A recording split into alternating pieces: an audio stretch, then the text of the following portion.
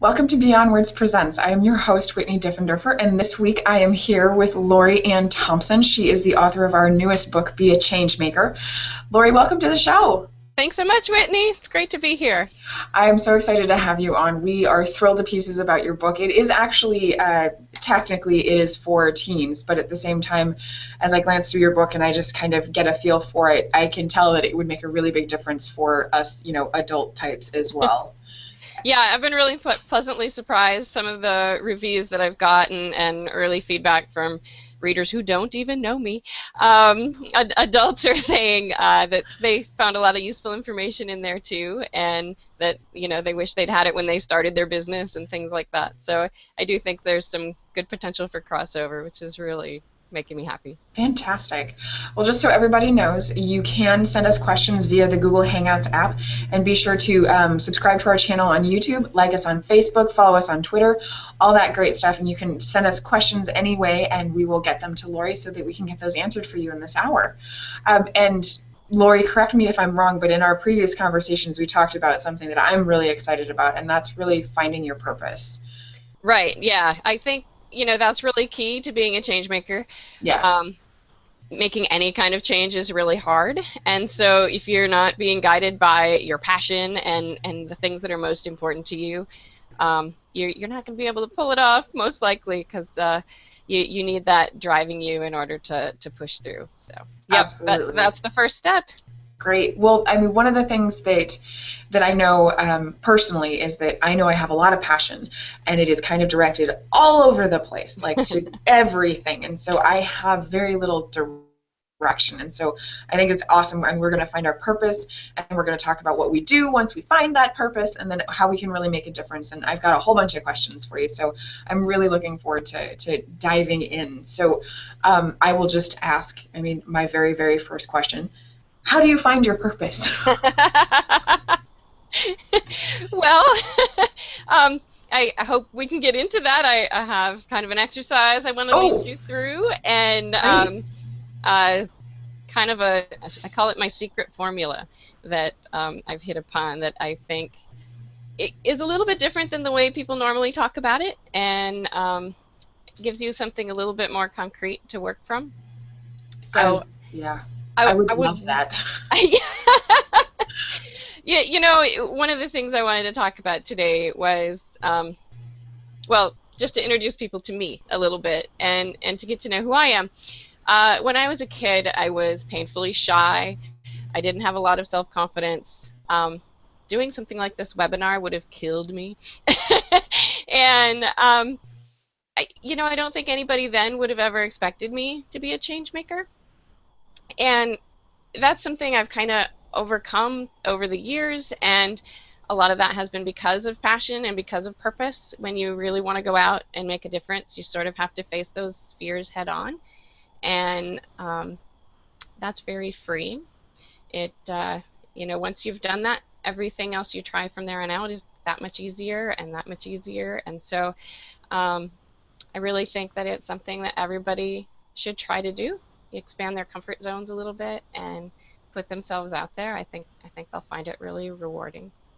Yeah, we talk about that a lot on the show. We talk about expanding your boundaries, pushing yourself beyond what's comfortable, because when you're not comfortable, you're alive, and it's really exciting to talk about it in reference to other people and not just me personally. How can I expand who I am and all that? It's really focused on how can I make a difference for other people.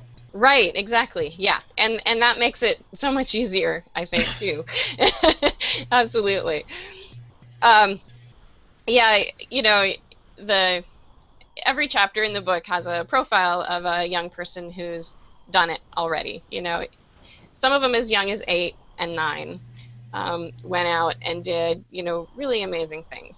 And, some of them were older, but they came from less than ideal backgrounds, less than ideal situations, and they didn't have a lot of the same advantages that some of the other kids had, but they were still able to pull off this really amazing thing and build something that really did change the world.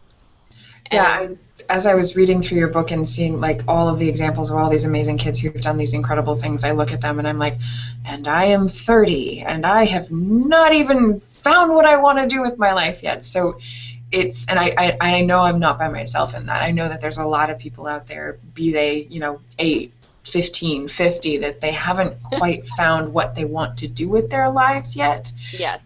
So it's, I love the fact that you found this new formula, because I've been told the same formula like over and over and over and over again, and it hasn't quite connected with me. So I'm anxious to hear what yours is. Yeah, and I don't want to make it all about me, but I felt that same way. I didn't find my passion until I was in my 30s. And, I felt like I was desperately searching for what's my passion, what's my passion. They keep telling you, follow your passion. It's like, I don't know what that is, It seems like it should be really easy, but Right. But yet it's kind of not. And so I think sometimes the more parameters you put around something, the more freeing it is in a way. It forces you to get a little bit more creative and to really think it through and pinpoint what it is that you're trying to do. So I added a few more constraints, and sometimes it seems like an almost impossible task, but usually something comes out of that that's really interesting that you haven't thought about before. So Awesome. yeah. So can we please have it? What's the formula? I want to know. Are you ready to start? Yes. Okay. So you tell? need to get a piece of paper. Oh, okay. I actually have one right here. And you need to draw 3 columns. Okay. All right. And the first column is going to be passions. Okay. So I want you to take a few minutes to think about all those things that are your passions. You don't have to just pick one, right? Because we all have lots of things that interest us, right? And a passion to me is just something that you get happiness from doing. Something that you do when no one's watching. You do when no one's paying you.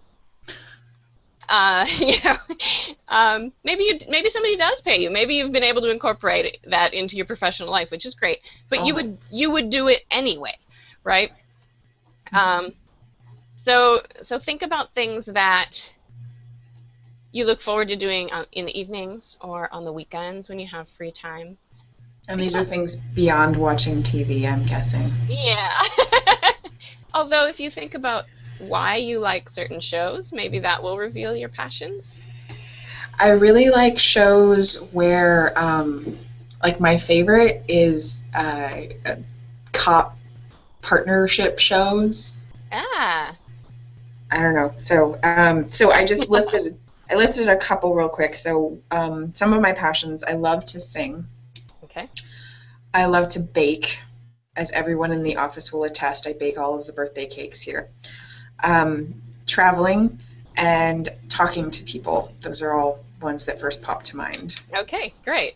That's a good solid start. Okay. Excellent. One thing I was about to say, and I didn't quite get it out, one other thing to think about with your passions is, what did you love to do when you were little that maybe you have abandoned? Honestly? Maybe it's too childish. Maybe you don't feel like you have time. I loved making those friendship bracelets. Okay. You know those ones that all of the kids made? I had, so many of them. I do know. I made them too. Right? I loved it. It was great. And my kids are making them now. So. So really I should write that down? Yeah, write that down. Okay. Absolutely. Okay. Absolutely. All right, so you've got 5 now, right? Yes. Okay, that is the perfect place to start. So in the second column, I want you to write skills. Okay. Okay, now some of these may overlap. You said you love to sing. Maybe you're a really great singer. Maybe you're not such a great singer. So skills and passions can be really different. So come up with 5 or 6 things that you are really good at. So the thing that I'm just noticing while just looking at this is, as soon as you said that, what I noticed is that the things that I'm passionate about are the things that I'm good at. and I'm just curious. I really kind of want to look for myself, and I want to see if there's something that I wanted to do that I tried to do that I wasn't good at, and so I stopped pursuing it. Yeah. And I'm a perfectionist. Absolutely, I'm a perfectionist. So, like, I'm a good singer. I've been trained. I have been in choir since I was in like 6th grade. So I can sing. Yeah. And then also baking, as I said. I mean, I bake for the office, and I always get compliments. Oh my goodness, this is terrible. Okay. Yeah. I think, I was a perfectionist too, and I think that is something that's really common. We're afraid to try things. And so there might be passions out there. That might be part of the reason why it's so hard for us to find our passion is we're afraid to try new things because we're afraid we might fail. And even if we're not great at things, we might really get a lot of joy out of doing them if we give it a try. But I think so often we don't. So yeah, that's a good line of thinking. Maybe you can add a few more passions on there that you'd like to try but haven't. Or that you tried, loved, and quit doing because you maybe weren't good enough at it right away. Okay, I'm writing down painting. All right. That is definitely not one of my skills, though. Well, definitely that's fine. That is fine. Okay, I wrote it down. Okay, so... Okay. So back to your skills, Colin. Back to my skills. I just have singing and baking right now. Oh, come on. I guess I have good organizational skills, and I'm good at planning events. Okay. Do I need 5 on this one, too? It'd help to have a couple more. I'm a good writer. And is collaborating a skill? Absolutely. Okay, I will put that one down, too.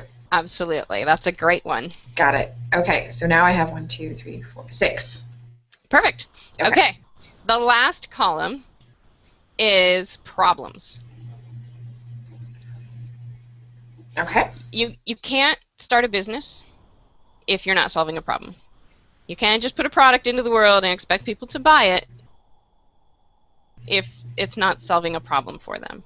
They won't Very do much it. Makes sense. Or you can, and it will be completely unsuccessful. Exactly, right. You can't start a successful business. There you go. Yeah. And it's the same thing. Why would you put your time and energy into a nonprofit or some kind of charitable organization that isn't actually solving a problem, right? It wouldn't make any sense. So following your passion, I think the reason I think this leg is so important on our 3-legged stool here is you can follow your passion, but if you're not doing something with it, what good does it do anyone? It doesn't do you any good. It doesn't do anybody else any good. So the 3rd leg of the stool for me is a problem. What makes you mad? What would you like to fix in the world? What have you said, oh, somebody should do something about that? Oh, I have so turned that off.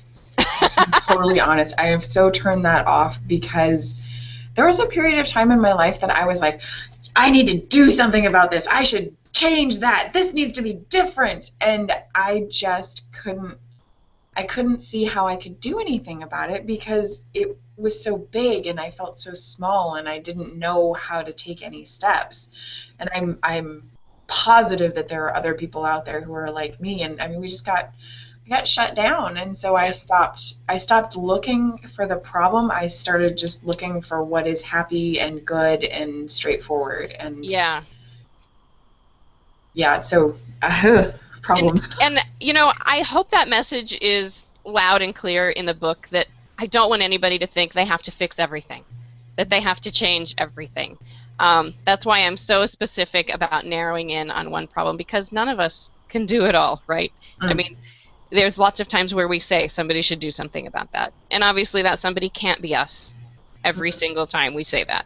So it's really important to pick the one thing that you can move, that you can change, and maybe you're just nudging it a little bit in the right direction. You're not going to solve the problem completely, but progress is progress. And if you can pick one little thing and make some little progress, it's better than it was before. And you can feel good about that. I think the one thing that I can't shut out of my brain when I try to shut out all problems to make the world a happy and pretty little place, is really empowering like teens. Right. Because some of the stuff, and you hear it on the news all the time, the stuff that they have to go through between school and Facebook and Twitter and just general social interactions, all the stuff that they have to go through is really crazy. And I don't quite know how I made it through it. Well, I do know how I made it through it. I had a huge, wonderful group of friends and a huge supportive network in my family. And so I know that there are kids out there who don't have that. And so that is there's a problem. Yeah. That's a great problem. And I think it's gotten harder for today's teens than it was for us when we were that age also. I think there's just so much more coming at them from all directions that it kind of doesn't matter what socioeconomic level they're in or what demographic they fall into. Teens have it pretty tough right now. And yeah, I think that's a big problem. That's a good one.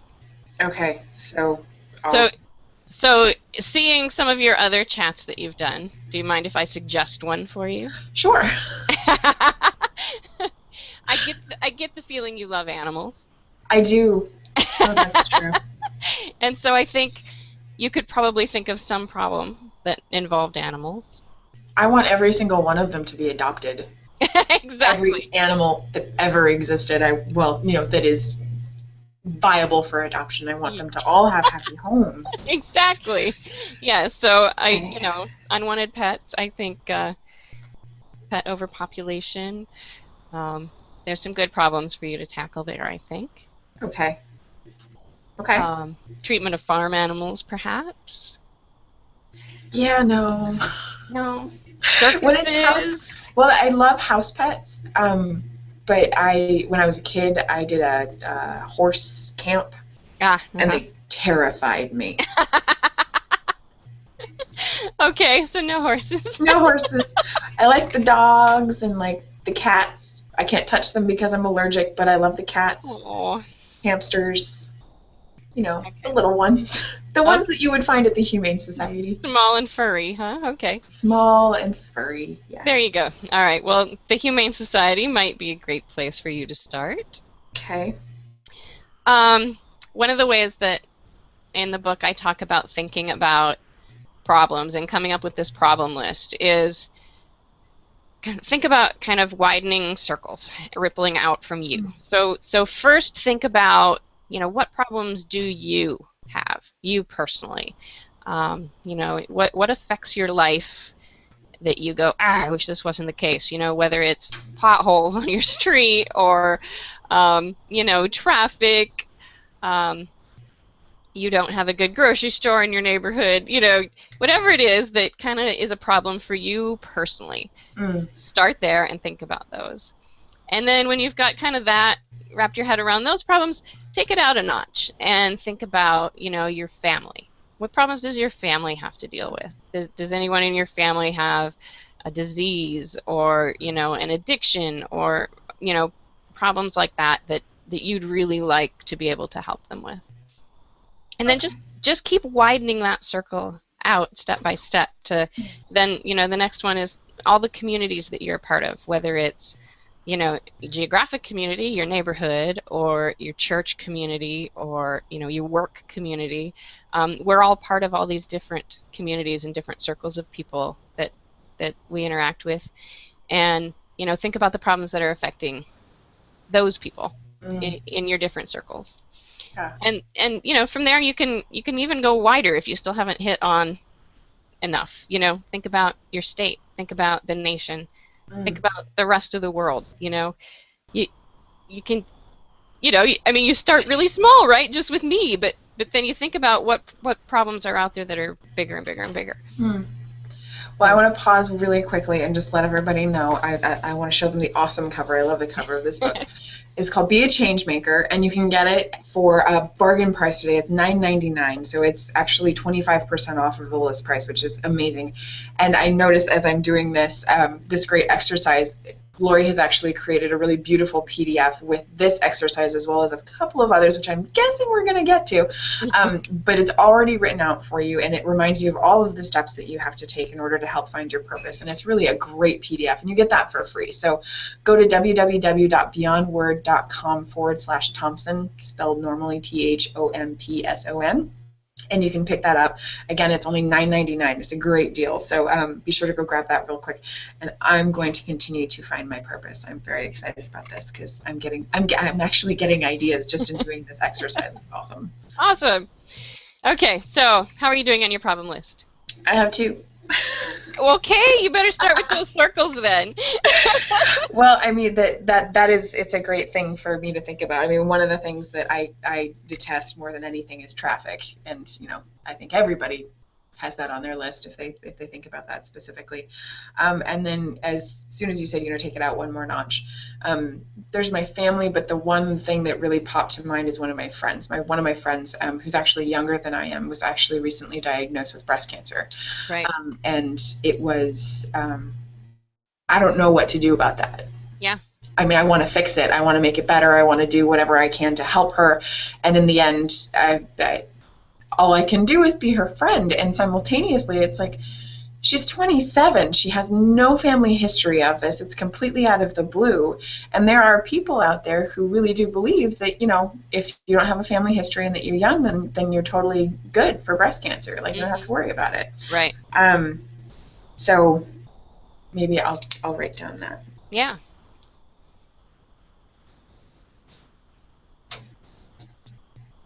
I'm writing down breast cancer awareness. Okay. Excellent. Because I feel like that's a big thing, just being aware. And I know that a lot of people, there's a Susan G. Komen Foundation, of course, which is known all over the country, and everybody relates that very directly with breast cancer. And I just wonder, you got me thinking, I wonder if there's things for teens and stuff, because I actually did one of the walks one time, and it was for, I would say the demographic for the most part was on the older side. Like, right. I was one of the younger people there, and so it would be interesting to find out how they relate and how they bring in my generation and younger. Right, yeah, absolutely. Look at you. This is amazing. You're jumping ahead here. Sorry. Oh, that's great. I'm glad you see where we're going. Okay, so now I have 3.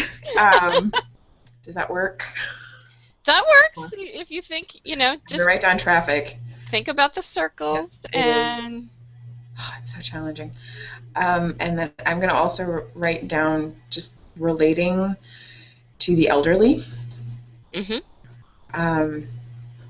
My grandma's 85, and sometimes I have to repeat things 5 or 6 times, and I get frustrated, and I don't want to be frustrated with her, but I get frustrated. Mm-hmm. So, yeah, having a really great relationship with not only my grandma, but other people of her generation. Right, I've got some awesome stories to tell them. Okay. She's probably frustrated, too.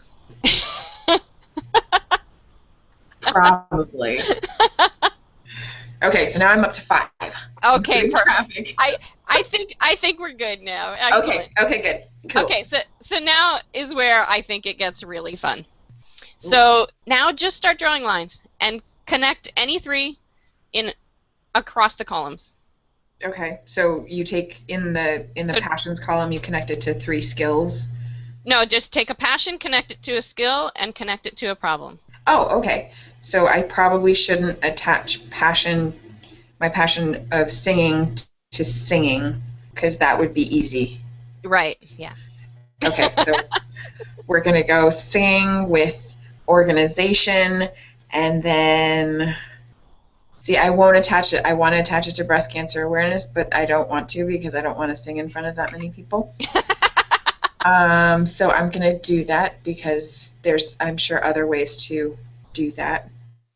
Another one of my passions is talking to people. Mm-hmm. So I'm going to attach talking to people to event planning, to empowering teams, That sounds interesting. I'm going to attach baking to collaborating and happy homes for pets, because that's what I wrote down. Okay. Traveling. Oh, yeah. Traveling to baking, because that makes me think of Paris. And then I'm going to attach that to relating to the elderly. I'm avoiding the traffic one, because I'm like, what am I going to do with traffic? And I'm going to attach making friendship bracelets to writing, because I don't know, and now I'm running out of problems, and so the only problem I have left is traffic. Okay. Okay. You can reuse problems. Oh, okay. If you want to. I'm going to attach painting to singing to... I'm going to go with relating to the elderly, because that seems potentially very interesting. Okay. Okay. So, you made a bunch of really cool combinations there, right? Every single one of them is uniquely you. Really? Really. Okay. So look over your combinations and see if anything jumps out at you as just, oh yeah, that's amazing. Do any of them just feel perfectly right? So one of the ones that I didn't make because I didn't know that I could attach things to different problems yet, and now I do. But so I didn't make it, but is baking to event planning to empowering teens. Excellent. I like that. I like it too.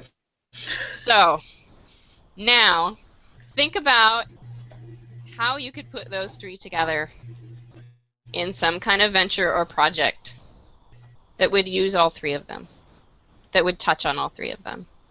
What could you do?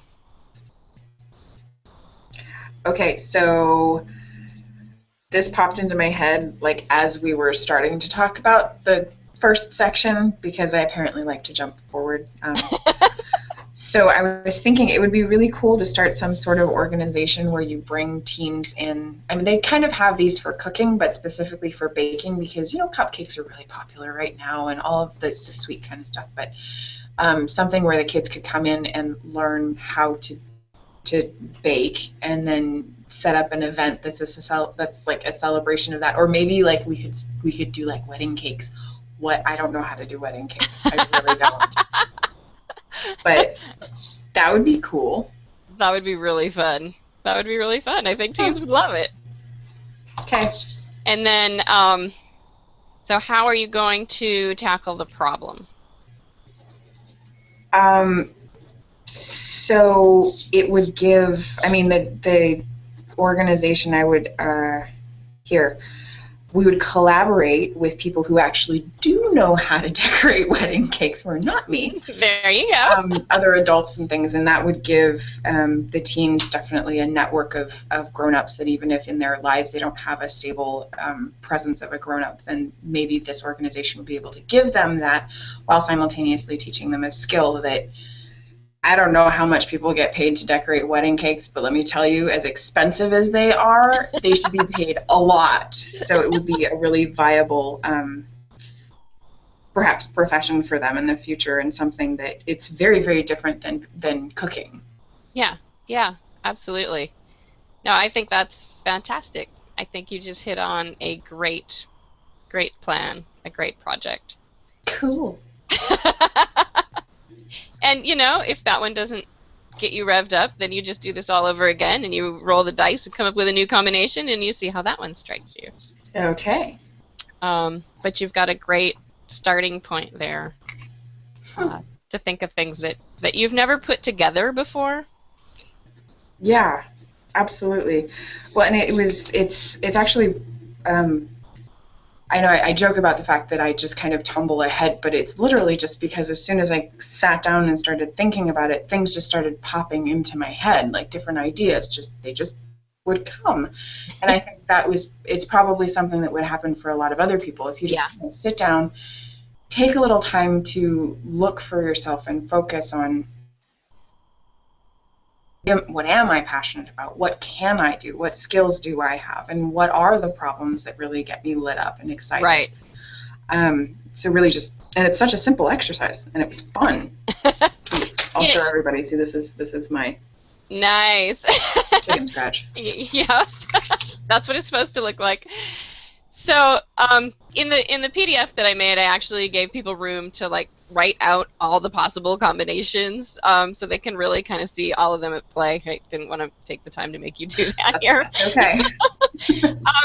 But so I asked you, are there any that jump out at you as being right on? And that's what we came up with. I think another interesting way to look at it is, are there any that jump out at you as just, that's completely ridiculous? Nobody has ever done anything like that before. It's completely off the wall. It doesn't make any sense. Yes, making friendship bracelets with writing and traffic. Okay, so that one might be something really interesting for you to just sit with. Okay. And think, what would that look like? How could that even happen? What would it be? Because sometimes it's those ones that we just go, what? That are the things that no one else has ever tried before. No one else has ever done it. And it may be just the perfect thing to fill a niche that hasn't been filled.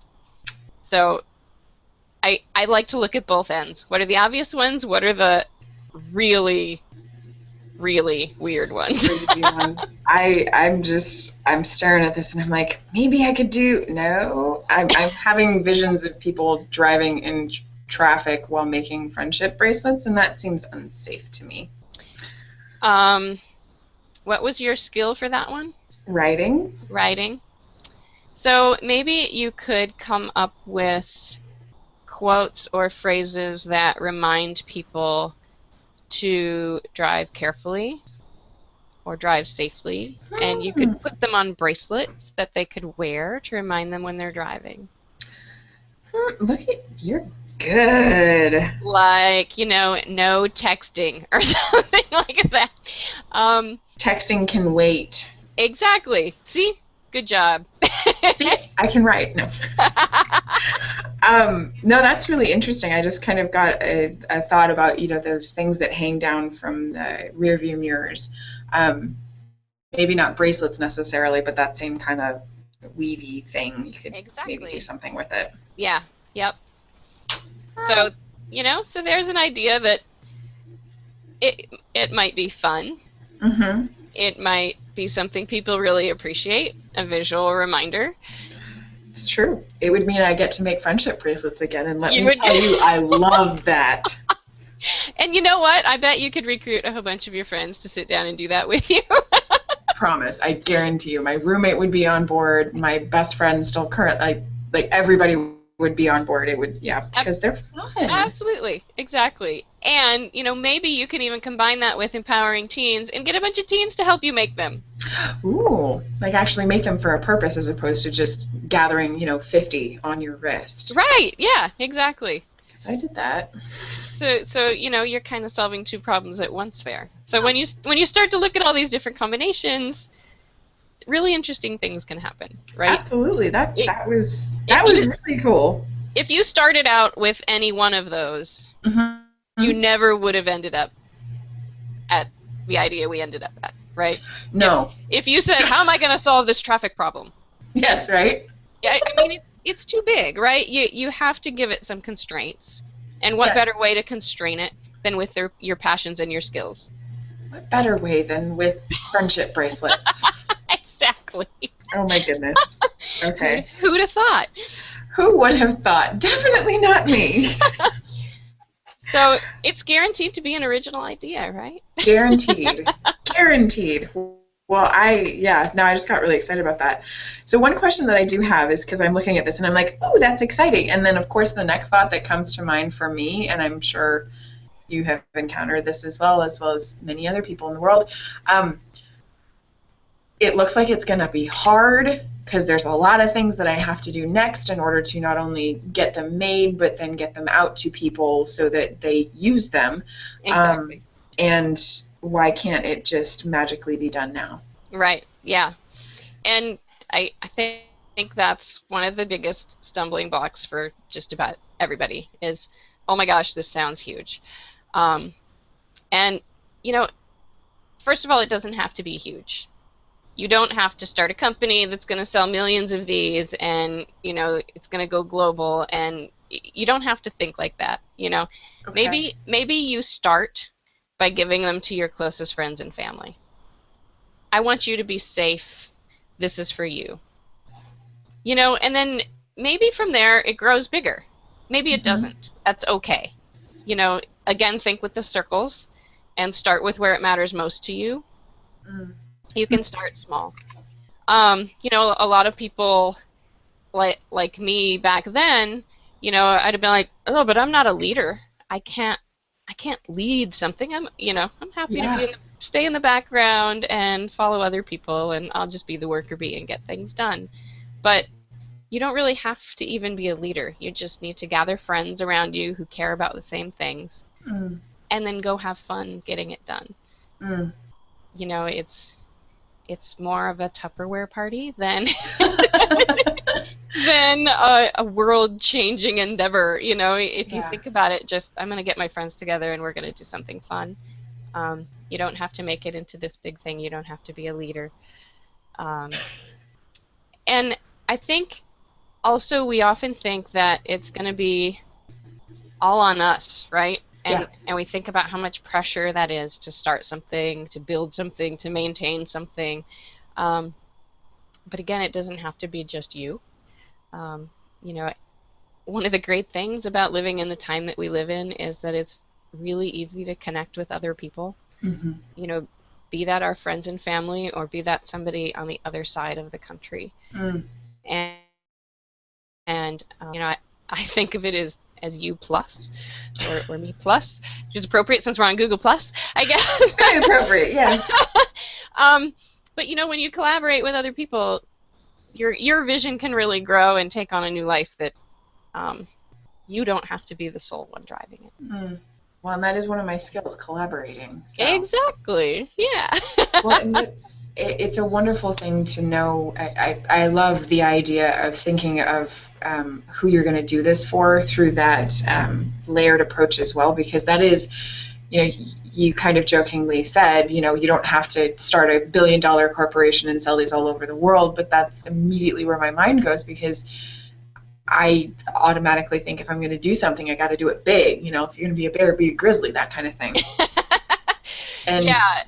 well, Yeah. I just love the idea. I mean, Christmas is not coming that soon, but definitely something that's on my mind. And, I could just make these and give them as little stocking stuffers at Christmas to Exactly. my family. Perfect. Yeah. Yeah. That's wonderful. Yeah. And you know, when you say be a change maker, Mm. does that mean go out and change the world in some fundamental way? And no, it doesn't have to mean that. I've always been a firm believer in the ripple effect. And, if you are kind to the checkout lady at the grocery store, who knows where that will ripple out to. She goes home, she's nice to her kid, who's nice to the dog. Mm. Things can snowball like that. And conversely, if you're rude to that poor checkout lady at the grocery store, she goes home and yells at her kid, who kicks the dog. All this negativity can come out of Yeah. it. And so, to me, being a change maker is just doing good in whatever small way you can, Mm. and knowing that it's going to ripple out from there. So, Yeah, it was one of the things that I read that you'd sent out was that everyone should try to change the world. And me in my I don't know what I want to do and you can't make me. Um, I was like, I think people would argue with that, but it's because I went to the okay, how am I going to change the world in some fundamental way? And what I'm hearing you say, it's really just you can change the world by making an impact on your friend, like your one yeah, friend, or yeah, maybe your 4 friends. That in and of itself, it changes the world because of that ripple effect. absolutely, yeah, yeah. I believe that, and I want to know. I want other people to feel that too. That um, being a change maker doesn't have to be this huge giant thing where I'm going to end up running this corporation and it's going to take up all my time, and what happens to my life. Exactly. um, it doesn't need to be that, and it shouldn't be that. We all need balance, and Mhm. and we all need to enjoy those other passions that are on our list. We don't want to ignore the other things that are there either. So, yeah, I think the best way to be a change maker is to change your immediate sphere around you. Yeah. Well, and the other thing that I have to tell you is really exciting for me is that, I mean, not only do I have these passions written down for myself, but it's almost like I feel like I have an outlet now, like a directed outlet, where I can actually fulfill on something that I'm passionate about. And it's, like I said at the very, very beginning of the interview, I was like, I feel like I'm all over the place. And so to just be able to give myself even the tiniest little bit of direction, even if it's not, you know, all of my giant passions rolled into one, going out to change the world, it's really exciting. Like I'm really excited right now to just do something small. Right. Yeah, exactly. And, you know, it's fun because this isn't even my list. I'm thinking about your list. But I'm coming up with, while we're talking, I'm like, oh, she could do that, and she could do this. You know, I'm coming up with all these combinations, too, that it's like, oh, well, that might be really interesting to try. And again, they don't have to be huge. Mm. And really, I think when you're trying something new, you don't want to start huge. You want to start small and try it and see if it works, and take what works and try it again and make it a little bit bigger, and take what worked and try to, you know, and that's how you grow something big. If your ultimate goal is to have something big, you want to start small and test and keep testing along the way, and keep reiterating and keep refining it before you go huge. So Yeah, you got to lay that groundwork before you try to go all over the place. Yeah. So even if that is your end goal, I would still say start small. Awesome. Well, I just want to mention one more time that we do have a great deal on Laurie's new book, Be a Changemaker. It's $9.99, which is 25% off of the list price, which is usually $12.99.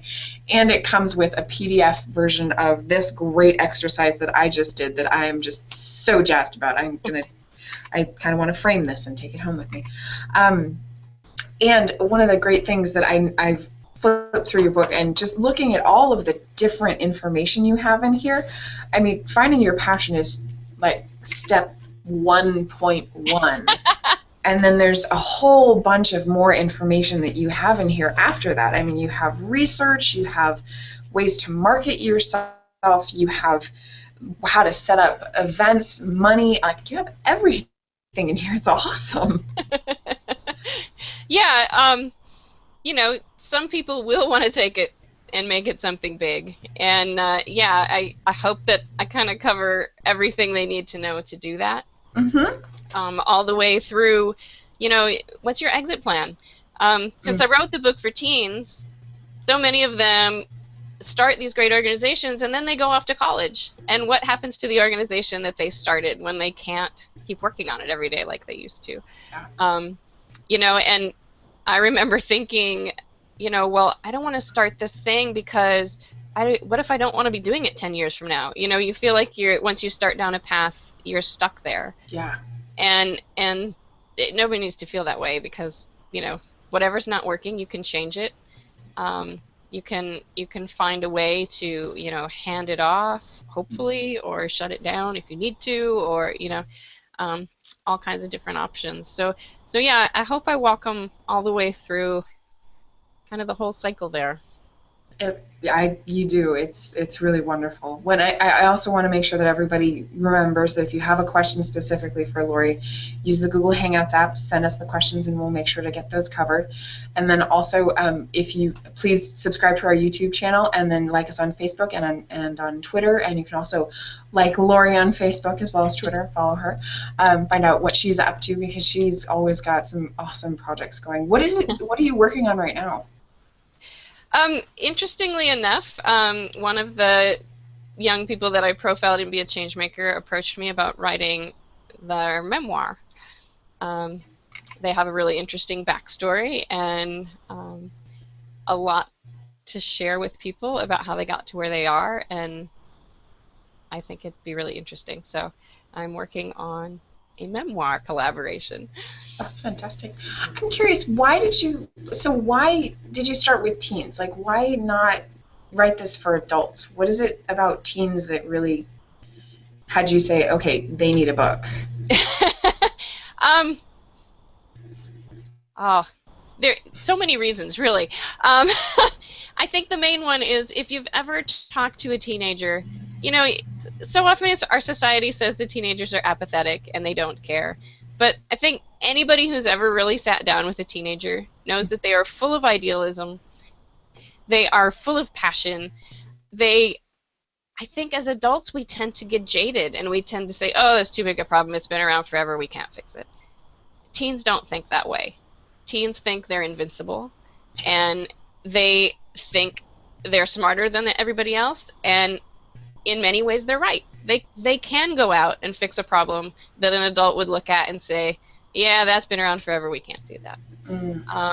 And so I think putting this in the hands of teens is so important. And then the other reason I'm so passionate about giving this to teens is, you know, I learned it in my 30s. Once you do something like this, it really kind of empowers the rest of your life, and it puts you on a different course. Once you've been a change maker, you're always a change maker. You never stop. Whenever you encounter a problem, you think, how can I fix that? Instead of somebody should do something about that. It puts you in the driver's seat, and you're no longer a victim. And so if you can give that power to a teen or even younger, the rest of their life they're going to have that mentality. And you know, if we didn't wait till we were 30 to figure it out, think what we could have done. So true. And so anything I can do to help start other people on the path earlier than I did, I think is good for the world. Absolutely. You're talking about these projects and things. What is like the coolest project that has come up through your work with teens on this? Oh my goodness, there've been so many. I can't pick just one. There's some really cool projects. You know, one that jumps out at me as the most impressive, because they started it when they were 8, was Phoebe and Nika Myers and their Change the World Kids Club. It's funny because they started it when they were 8. They don't even remember the triggering event that caused them to start it. But something happened in the world somewhere. There was a hurricane or some other kind of natural disaster, and it got them thinking about how we lean on our neighbors, and how the way you'll make it through those kinds of things is through the strength of your community. And so as 8-year-olds, they started a club to go help their neighbors. With anything. But their neighbors could just put out a call, we need help with whatever, stacking the firewood, mowing the lawn, you know, and they would recruit them or their friends would go and help them. And it grew and grew and grew until they're taking on massive, massive projects, and they have hundreds of kids, and they're serving as a model for other clubs across the country that are now saying, we want to do the same thing you did. And you know, to start that when you're 8, to me is incredible. So they stand out to me because I think they're the youngest ones in the book and they're not young anymore. They're off to college now, but they were 8 when they started it. Well, and they did exactly what you said. They started very close within their community. Like they looked at, you know, they took those steps, and it's like, okay, let's make a difference for this. And you think about your neighborhood, it's very small, but as they built and grew and, you know, didn't get freaked out by, you know, changing the world, they actually are changing the world now. Exactly. Yeah, exactly. That's fantastic. Yeah, they started out with, you know, small projects and little problems and just a few other kids, and, you know, they kept growing and growing until, you know, they realized, wow, we need to become a 501c3, wow. And, you know, so they were able to hire somebody to come in and do that, and we needed an official program director, and they, you know, were able to hire an adult to come take care of these needs for them, you know. That's phenomenal. And so, yeah, it just grew organically into what it needed to be, and so. Well, and what do you do, what are your recommendations for if a project doesn't work? If for some reason, I mean, you're really passionate and excited about something, but it just doesn't follow through. Right, yeah, and not everything will. Um, I, that's kind of one of the most important lessons I learned is that if you're not failing, you're not learning anything. You're not growing. The only way for you to grow as a human being is to make mistakes and learn from Mm. them. And Oh, so, I think you should be really excited if you try something and it completely bombs because then you have something to learn from. Okay, what did we do wrong here? How did this happen? What do we want yeah. to do differently next time? And it's all part of refining your idea and getting it better. So um, I wouldn't worry about it. Yeah, I have. There's a quote that I learned when I was very young, and it just is always in my brain. And it said it's something like, "Fail once, get back up, fail better."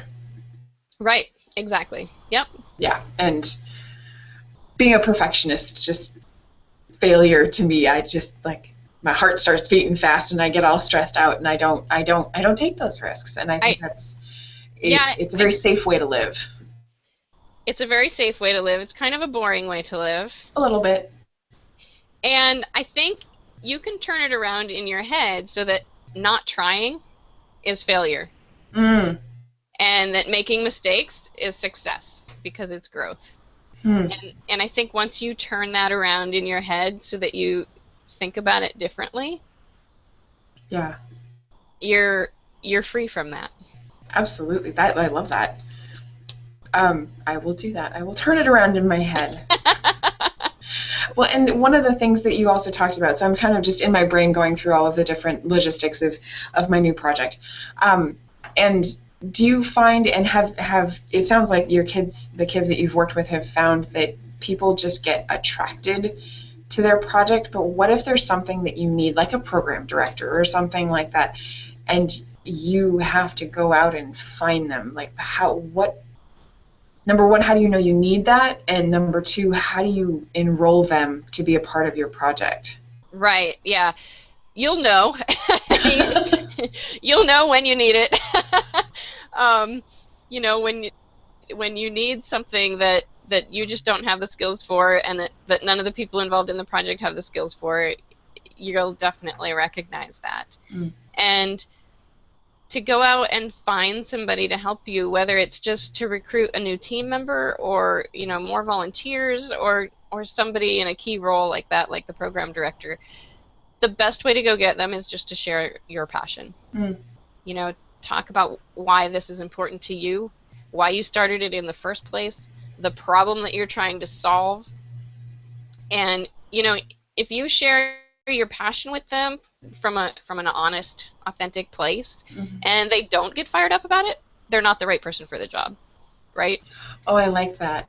Nothing lost at all, because if you've put it out there and meh, Yeah. then you don't want them working on the project. Oh, I love that. So if you just share your vision authentically and somebody gets really excited, they'll be the right person for the job. Yeah.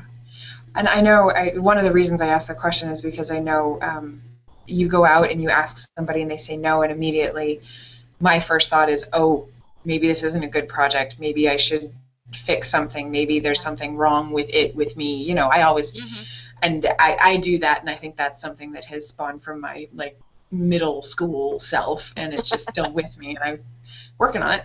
But to look at it from the perspective of just that, okay, that's not the right person for this job. It's so much simpler. Yeah. I mean, you think about what are the odds of finding somebody that's going to have similar lists to yours, Yes. right? I mean, except for the skills column, because you're trying to find somebody who cares about the other two columns but has a different skill set. Mm-hmm. And so that is going to be a little tricky. Mm. You might have to go search a little bit, but Yeah. but when you find that person who really aligns with your mission, they'll be so much more valuable than somebody who's just there to do the job. Absolutely. You want them to be fully invested. Absolutely. Well, and the other thing that I mentioned this on one of our calls, but so I had kind of a project that I went at. It was, I'll just be honest, it was to find a husband, and I did. So let's say the project is something slightly less self-serving / just about me. But say you go through this project and it gets fulfilled. Like the problem that you have determined for yourself. For me, it was being single and not having a husband, and for somebody else, it might be homelessness in their neighborhood. And all of a sudden, they've created something, and homelessness is no longer an issue. Mm-hmm. Do you go back and do this exercise again, or would you recommend staying and like kind of morphing the project, or what is next? Well, it depends. Is there no more homelessness because of your organization, and does it therefore need to continue to exist, or the problem will just come back? In that case, then I would say keep it going, or find somebody else to keep it going if you're ready to move on to something else. Mm-hmm. If you've solved the problem kind of permanently and it will never exist again, then by all means, close it down and move on. But yeah, I think all of us, as human beings are on a journey, and we're all growing and we're all changing, and we're all being exposed to new things, hopefully, and trying new things, and so our lists are going to change. And there are going to be points where you're ready to move on, and you need to do something with this existing thing that you've built first. And then it's time to start over with new lists and see where your passion is. How do you tell the difference between this is a project that I need to pass off to somebody else and I'm complete with it, and I'm really frustrated and I just don't want to do this anymore?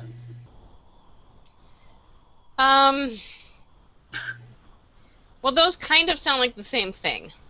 Yes. It's like... So I'm really frustrated and I don't want to do this right now. Mm-hmm. Is the key different thing there, I think. If you're just kind of done with it, you're done with it. If your passion isn't there anymore, if it becomes a drag to work on or something you have to do rather than, ooh, now I get to go do this, then I think If you're just, ooh, I really want to do that, but it's hard, then it's not time to quit. Then it's time to say, oh, but think how much I'm going to grow from doing that hard thing. That's fantastic. Yeah, it's because I know I think probably in my life I have misinterpreted those things in the past, where I've just been like, oh my goodness, this is so frustrating, I don't want to do this anymore. Even though I really still am passionate about this end goal out there, I can't. I just don't want to do it. And really, you're totally right. In the back of my mind, after the I just don't want to do this anymore, it's right now. Right. Yeah. So. And that's okay. We all need to manage ourselves so that we don't get into a state of burnout. If it's just too much and you're overwhelmed, it's fine to take a step back and say, yeah, I'm not going to do it this weekend. Let's see how I feel about it next weekend. And, you need to give yourself that space and that balance so that it doesn't become a slog and something that you have to do because you started it and you're going to finish it, And you want to be able to keep that passion and have it be fun.